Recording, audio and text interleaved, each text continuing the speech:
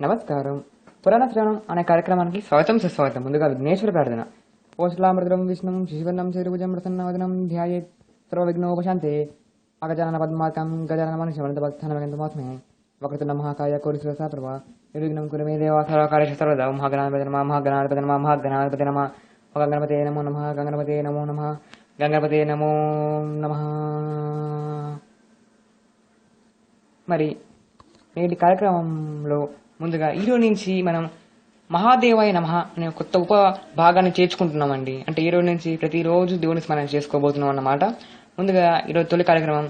మరి ఇంకెందుకు ఆలస్యం, గణపతితో మొదలు పెడదాం. గణపతిని స్మరించుకోండి.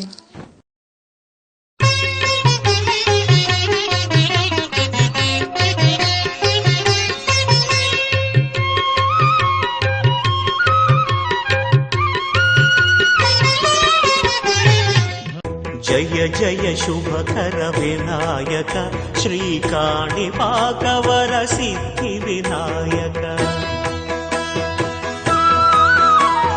జయ జయ శుభకర వినాయక శ్రీకాణిపాకవర సిద్ధి వినాయక. అందుకని అన్నపూర్ణేశ్వర అమ్మవారిని కూడా ఒకసారి స్మరించుకోండి. पावनकरी प्रत्यक्ष माहेश्वरी प्रालेयाचल वंश पावनकरी काशीपुराधीश्वरी भिक्षां देहि कृपावलंबनकरी मातान्नपूर्णेश्वरी. మరి స్మరించుకున్నారు కదండి.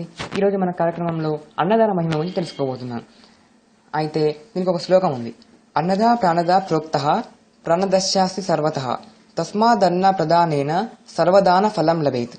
అన్నం తినడం వల్లనే ప్రాణం నిలబడుతుంది. కాబట్టి అన్నం పెట్టిన వాడు ప్రాణం పోసిన వాడితో సమానముగా చెప్పబడుతున్నాడు. ప్రాణాన్ని మించింది మరేది లేదు కనుక అటువంటి ప్రాణం నిలిపే అన్నదానం వల్ల అన్ని దానాలు చేసిన ఫలం లభిస్తుంది. అందువల్ల ఎల్లవేళలా అన్నదానం చేయాలి. పాత్రతల నిలిగి మరీ అన్నదానం చేయాలి. ఎందుకంటే చేసిన అన్నదానం వలన కలిగిన శారీరక శక్తితో అతను ఆచరించబోయే పాపపుణ్యాలలో సగ భాగం ఈ అన్నం పెట్టిన వారికి చెందుతుంది.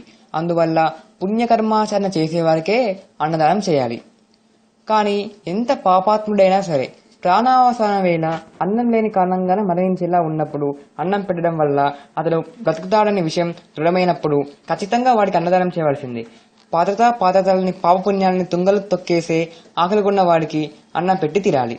నిష్కల్మషంగా అన్నదానం చేసిన వాడు స్వర్గంలోని నందనవరంలో పారిజాత వాటికలో కల్పవృక్షాల నీడల్లో ఆ కల్పాంతం ఆనందిస్తాడు. అంటే ఇక్కడ మనం ఒక ముఖ్యంగా ఒక విషయం గమనించాలి. చాలా వరకు కొన్ని వ్రతాల్లో కానీ కొన్ని సందర్భాల్లో కానీ బ్రాహ్మణుల ఇంటికి వెళ్ళి అన్నం పెట్టాలి అనేది మనం చూస్తూ ఉంటాం కదండి. ఎందుకంటే ఇప్పుడు మనకి ఇక్కడ మనం చేసుకునే విషయంలో అతను ఆచరించబోయే పావపుణ్యాలు సగ భాగం ఈ అన్నం పెట్టిన వరకు లభిస్తుంది. అర్థమైంది కదండి. అంటే పుణ్య కర్మాచరణ చేసే వారికి అన్నదానం చేయాలి. అంటే చాలా వరకు బ్రాహ్మణులు పుణ్యం మాత్రమే చేస్తూ ఉంటారు కాబట్టి వాళ్ళ పుణ్యంలో సగం భాగం వీరికి లభిస్తుందనే ఉదయంతో వాళ్ళకు భోజనం పెట్టాలని చెబుతూ ఉంటారు. అందుకే మీరు కూడా తప్పకుండా అన్నదానం చేయండి. అంతేకాక వీలైతే ఈ శ్లోకాలు కూడా పఠించండి. అన్నదా ప్రాణదా ప్రోక్త ప్రాణదశాసి సర్వతః తస్మాదన్న ప్రదానేన సర్వదాన ఫలం లభేత్. మరి నేటి కార్యక్రమంలో అన్నదాన మహిమ గురించి తెలుసుకున్నాం కదండి. మరి తర్వాత కార్యక్రమంలో అంటే వచ్చే వారం అక్షయ తృతీయ కదండి. అక్షయ తృతీయ విశిష్టత, అక్షయ తృతీయ రోజు ఏం చేయాలి, బంగారం కొనాలా లాంటి సందేహాలకు సమాధానాన్ని అలా తెలుసుకుందాం. అంతవరకు నమస్కారం.